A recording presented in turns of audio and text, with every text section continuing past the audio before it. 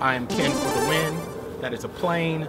And this is reviews on I don't have.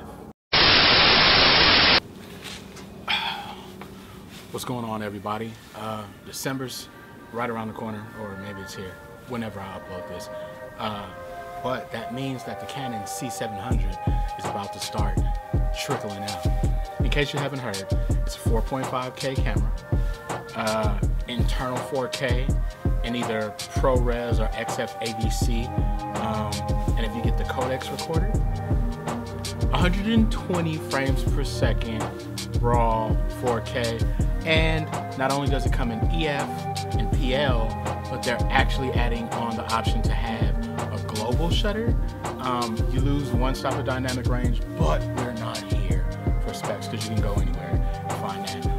I actually had an opportunity to go to Canon. They have these workshops, they're free, they give you hands-on demos. I did it with the C300 Mark I and the C300 Mark II.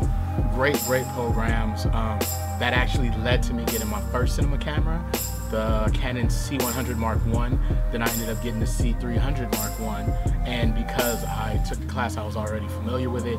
I'm looking next year to get the C300 Mark II, and I know that there has got to be a Canon C100 Mark III on the way. We're due.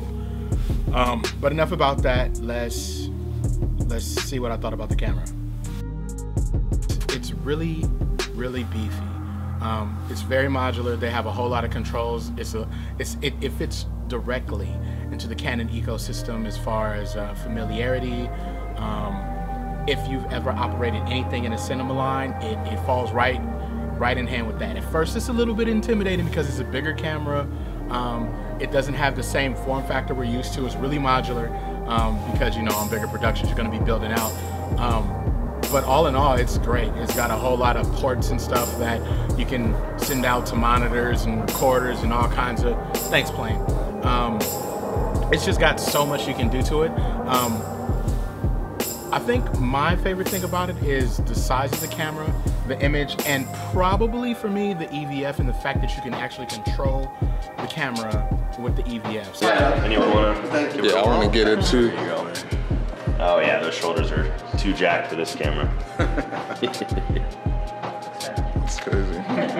No, it looked great on you. Oh, thanks. Yeah. So what do we have to do to put you in this camera today? if you have it up on your shoulder, you're looking at it in your eye, you can touch things on the EVF, and yeah, it's awesome. So I had a chance to talk to Alex, which is a Canon cinema rep, and he's gonna give you guys a rundown of his favorite thing about it, which I believe was the false color. I don't know why that was so hard to say.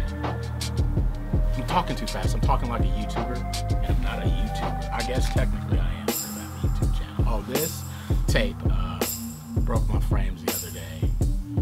Call of Duty rage. Whatever. Yeah, so check this stuff out. Really great camera. I'm really looking forward more than anything to see how this technology trickles down throughout the cinema line. We've already seen a 1DX Mark II with 4K at 60 frames a second. Of course, the 5D Mark IV has 4K. It's in JPEG. It's 4K. It's DCI. It looks great. It's too big a file. It's 4K. Okay, let me address something really quickly. When you have 4K, oh, I'm holding my phone. When you have 4K, right, you're supposed to be getting 4 times what you had with 1080p. So why would it be close to that as far as megabits? That doesn't make sense. It's gonna be more information. Like, why do you want something so compressed? I know you're thinking about, oh, I gotta save memory. If that's the case, stick to 1080p. If you're gonna be shooting 4K, gear up, get the storage for it, build up that computer so you can run all this stuff and store all this stuff. It's more expensive for sure, but that's why you charge your clients more. And if you are somebody who's looking for 4K content, be prepared to pay. Hey, Blanche. Be prepared to pay. They're not trying to get over on you. It's a lot of work. It's a lot of storage. It's a lot of management. Yeah. Anyway, I don't know which way I'm gonna pan this, or if I'm gonna do a swoop or anything, or just a straight cut, but Now to Alex. Hi, my name is Alex Sachs. We're here at Canon Hollywood and we're showcasing our brand new C700 camera. It's Canon's newest line in the cinema series. It's our top of the line camera. And the real key feature that we don't have on any of our other things is the integrated codex recorder. You actually can buy this as a separate piece and put it right onto the camera. There's no wires or anything like that. It does up to 4K 120 frames per second to the recorder. It's manufactured by Codex, which is extremely reliable company. They do a lot of the high-end films when you have to do raw recording. Everything that you can probably think about that you'd want on the camera, we now have in here. We're doing in-camera ProRes recording as well as our XF AVC codec. We also have something that's brand new to this camera, which is a false color. So you can actually put false color out on the monitor as well. But here's the real cool thing that we've added. We have an index now that you can actually have right on there inside of the camera. So you know exactly where your exposure levels are living. There's no real guesswork. You're not looking up charts or anything like that. And that's something that I really love. And you can see we have the brand new menu system. We have our traditional menu system. You have to actually look through an EVF or a monitor. But this is the brand new way that you're going to go through the camera. It's very intuitive. You've seen this on a lot of other cameras, but anything I need to get to that's really important is right here on the main screen. So if I want to change my log 2, I can easily go into and change my log 2 to log 3 or regular Canon log or YDR, kind of depending on what you're going for. If I need to put LUTs out through the HDMI or the monitors, it's all right here within one click. If I need to change my frame rate, it's very, very fast now to switch to 120 or keep it at the base frame rate of 60. It's pretty incredible. So all the things that you need to do.